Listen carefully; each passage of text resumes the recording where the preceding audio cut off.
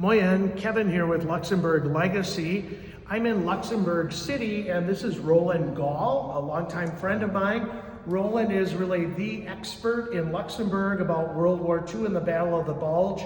He's an author about the topic, researcher, and the founder of the National Military Museum in Diekirch, Luxembourg.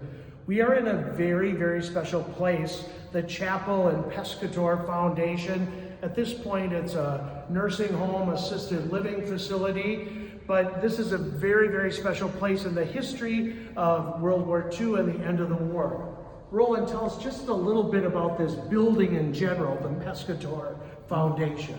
Well, the building itself here, the Pescatore Foundation, actually became General Patton's headquarters at the beginning of the Battle of the Bulge, when he transferred his units from the Metz area to Luxembourg to counterattack in the Ardennes. So actually the building was large enough to accommodate all the key installations of such a large unit, an army unit, and it of course had a chapel, and it also had some underground structures that eventually could have served as an air raid shelter just in case.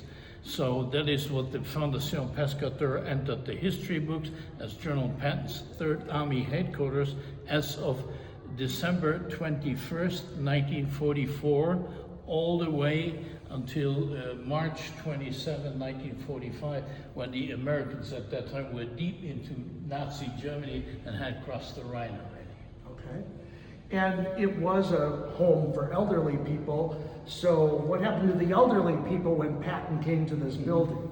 Well, first of all, when General Patton, the only sizable force south of Luxembourg that could counterattack to contain this German surprise attack known as the Battle of the Bulge in Luxembourg here, his advance party came to Luxembourg City and was looking for an appropriate building.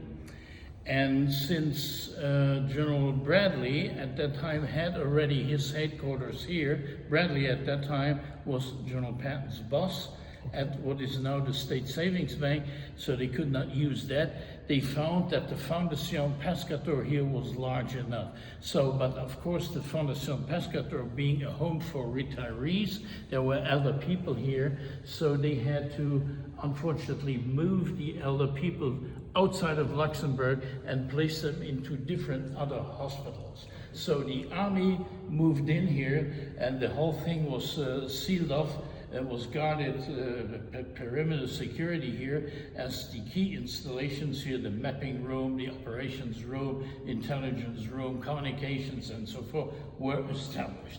But General Patton himself, although he had this as his headquarters, he rarely was here, because to direct the operations, he would be further up north. And almost every day he would be on the front line close to his soldiers, and rarely in the evening came back. But such was the case on Christmas Eve here, where he had a small dinner for his staff officers. But before that, something happened here in this chapel, the famous Patton's prayer. Yes. So tell us more about the prayer and the reason behind it and the tone of the prayer. Okay, so already in the Saar region, so I have to go back a little bit.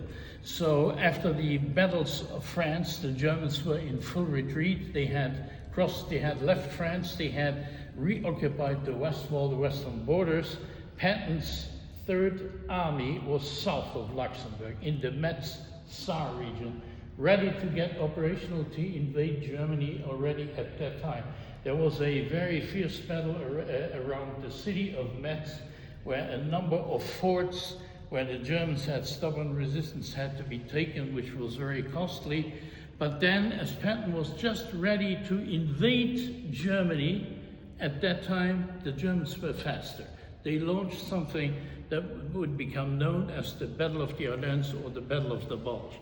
An emergency meeting was held in France, where all at the highest headquarters, they had to find a solution how to contain that. And General Patton got up, he said, I can counterattack in 48 hours with 4 divisions.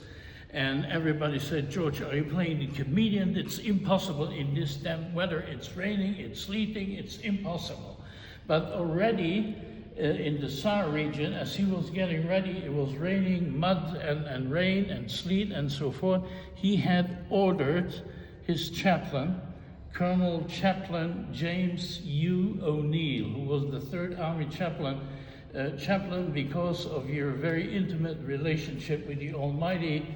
If you write a good prayer, we'll have good weather, we have good fair weather for battle, and we can defeat the Germans. But again, the Germans were quicker. Patton transferred his headquarters north of Luxembourg here to counterattack, but at that time the weather had become worse. So he remembered basically that he had given an order to the chaplain, and the chaplain had no time to finish it in the Saar region. So he had called him a second time, and I want you to finish that prayer pronto, because only the Almighty can help us to stop that lousy weather and the killing of the American youth. So the chaplain got down and wrote something, "O Lord, grant us 5 days of fair weather so that my tanks can be..." That wasn't good enough for Patton. So he changed it, he enlarged it, and out came something, and I give you the complete document. Really, it's written in Patton style. So, "Oh Lord, what's going up in your headquarters?" This is Patton addressing you. "Grant me again 5 days of fair weather, and I'll kick these Huns back to Valhalla, and I'll keep your heavenly bookkeepers busy for the next 3 months," and so forth. And with this, it worked, but he had this prayer written by the chaplain here. He amended it, he enlarged it, and then he was looking, where can I pray? I want to be with the Lord, I want to be with the Almighty. He was deeply religious. And he was Catholic. He was Catholic. So he found out that in the upper floor of his headquarters here at the Foundation Pescatore, you had a chapel, and that's where we presently are, a chapel which is also dedicated to the Virgin here, the patron saint of Luxembourg City. So that was the proper place for him to pray. So he ordered armed guards outside that nobody would witness as he came in, and he opened the doors here as the guards were outside, and he walked towards the altar, approached the altar, and now there's 2 versions, because nobody saw it. Either he stood up and had his helmet, and there is a oil painting made of that, or the second thing is he knelt down with a helmet on the left side, and then addressed the Lord. Believe it or not, the whole thing worked. The lousy weather stopped. The temperature, after heavy snowfall, the temperatures went sub-zero, the ground froze, which enabled the tanks to get across country. So he was able to counterattack. Bastogne got saved, and then after Bastogne, he liberated the north of Luxembourg. Every village that was under German control was taken back by him. So he became, let's say, the savior of Luxembourg, and that is why also later on, when he died a year after that in a car accident, our Grand Duchess Charlotte insisted that he'd be buried here because she considered him the safekeeper of our national identity, of our nation. Wow. So if Patton prays, God listens, it seems, right? Yes. Yeah.